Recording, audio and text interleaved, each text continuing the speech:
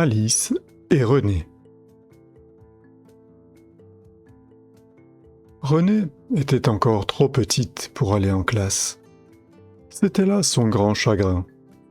Tous les matins, tandis que Renée dormait encore doucement, mettait son chapeau, son manteau, ses guêtres, ses caoutchoucs, ses gants, prenait son carton et descendait accompagnée de sa bonne. Autrefois, Alice partait avec papa, mais depuis certaines vacances, papa est à la guerre. C'est bien triste de ne plus l'embrasser soir et matin. Il faut se contenter d'envoyer un baiser à la photographie du salon. Après le départ de sa sœur aînée, Renée sortait enfin de son lit douillet, courait à la fenêtre en chemise de nuit et suivait d'un regard d'envie Alice qui se hâtait vers le cours.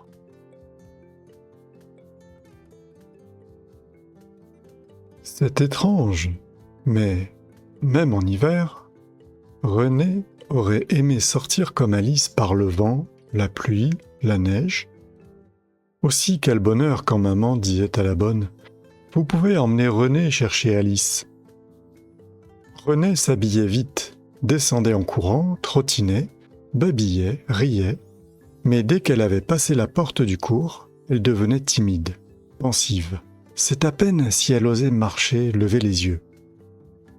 Elle se promettait chaque fois de voir une foule de choses dont Alice lui avait parlé, et elle ne voyait rien, n'entendait rien, ne regardait rien. Elle n'a fait qu'apercevoir la classe d'Alice. Les murs blancs tapissés de cartes, le tableau noir qui tourne comme le stéréoscope de papa, la craie blanche que le soleil fait briller comme une barre d'acier. La classe d'Alice, c'est une grande chambre comme il n'y en a pas dans les appartements, comme il n'y en a aucune dans les maisons que Renée connaît, qui n'est pas pareille non plus à la salle d'études des cousins de Versailles. Renée se souvient du jour où elle a passé, à la fin de l'année, une matinée dans cette classe. Elle est arrivée en même temps qu'Alice, un matin de bonne heure, au moment où toutes les élèves se retrouvent dans le jardin en attendant le coup de cloche qui sonne la rentrée. Souvent, le soir à la maison, Renée abandonne tout d'un coup ses jouets et, songeuse, regarde sa sœur qui fait ses devoirs, qui lit et comprend tout ce qu'il y a dans les livres. C'est d'un ton presque suppliant que la petite fille répète 10 fois par jour. « Alice, mets ton doigt sur la carte où est papa. »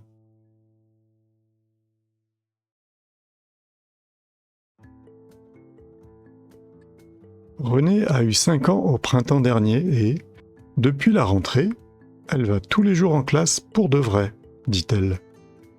Elle se lève en même temps qu'Alice, a un carnet de notes chaque semaine comme Alice. Renée est grande, elle travaille bien. À la maison, autrefois, quand elle était seule, elle faisait de méchants tours. Coupait ses cheveux, sa robe neuve. En classe, elle est sage, attentive, obéissante. Elle gagne des bons points pour ses bonnes réponses et elle a souvent la croix.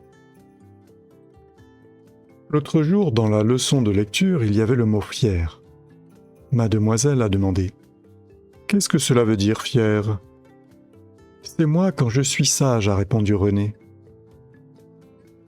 Et elle a eu pour cette réponse 2 bons points. Renée n'est jamais fatiguée de lire ni d'écrire, elle fait des pages entières sans pâter. Maman est contente et a écrit à papa, toujours à la guerre, hélas, les progrès de Renée. « Je voudrais savoir lire les grands mots », disait un jour la fillette. Et son petit doigt suivait patiemment les syllabes du livre de lecture. Bientôt, elle a pu lire toute seule les plus longs mots de tout le livre.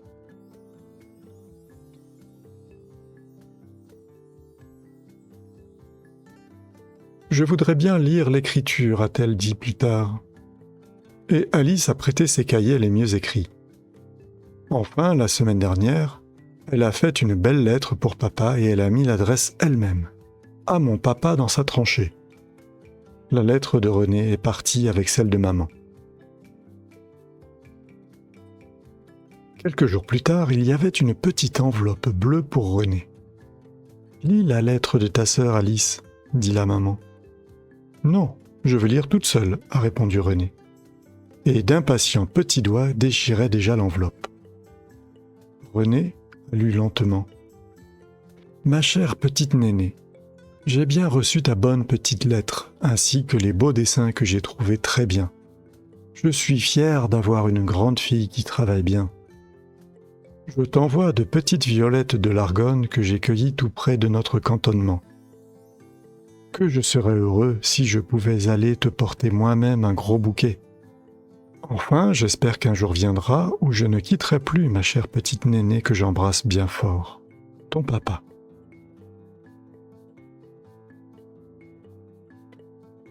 René a refermé soigneusement la lettre en disant « Je suis bien contente maintenant, je peux lire toute seule les lettres de papa. »